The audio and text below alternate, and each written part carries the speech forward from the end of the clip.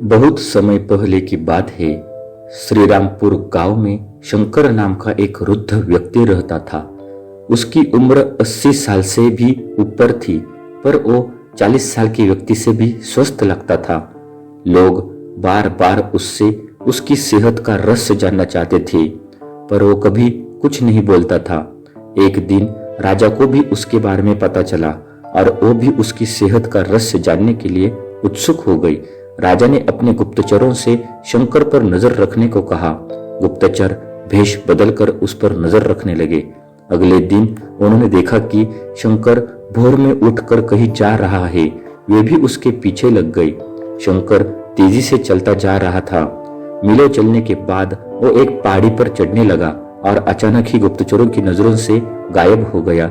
गुप्तचर वहीं रुककर उसका इंतजार करने लगे।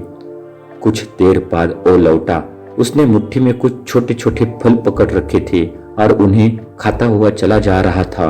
गुप्तचरों ने अंदाजा लगाया कि हो ना हो शंकर इन्हीं रहस्यमय फलों को खाकर इतना स्वस्थ है। अगले दिन दरबार में उन्होंने राजा को सारा किस्सा कहा। राजा ने उस पहाड़ी पर जाकर उन फलों का पता लगाने का आदेश दिया, पर बहुत खोजबीन करने के बाद भी कोई ऐसा असाधारण फल वहां नहीं दिखा। अंततः थक हार कर राजा शंकर को दरबार में हाजिर करने का हुक्म दिया। राजा ने कहा, शंकर, इस उम्र में भी तुम्हारी इतनी अच्छी सेहत देखकर हम प्रसन्न है।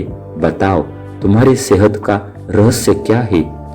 शंकर कुछ देर सोचता रहा और फिर बोला, महाराज, मैं रोज पहाड़ी पर जाकर एक रहस्यमय फल खाता हूँ।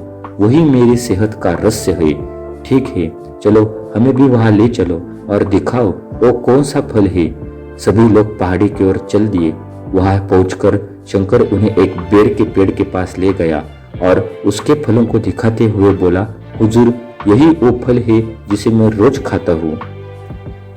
राजा क्रोधित होते हुए बोले, तुम हमें मूर्ख समझते हो। यह फल हम रोज हजारों लोग खाते हैं, पर सभी तुम्हारी तरह सेहतमंद क्यों नहीं है?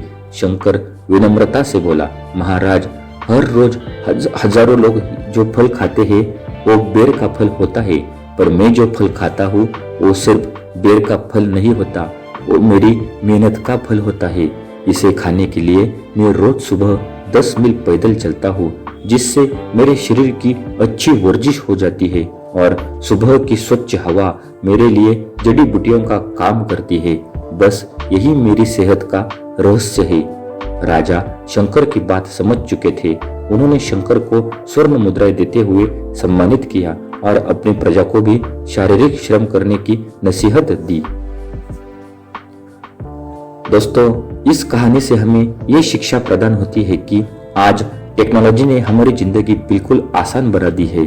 पहले हमें छोटे बड़े सभी कामों के लिए घर से निकलना ही पड़ता था, पर आज हम इंटरनेट के माध्यम से घर बैठे बैठे ही सारे काम कर लेते हैं। ऐसे में जो थोड़ा बहुत फिजिकल एक्टिविटी के मौके होते थे वो भी खत्म होते जा रहे हैं और इसका असर हमारी सेहत पर भी साफ देखा जा सकता है।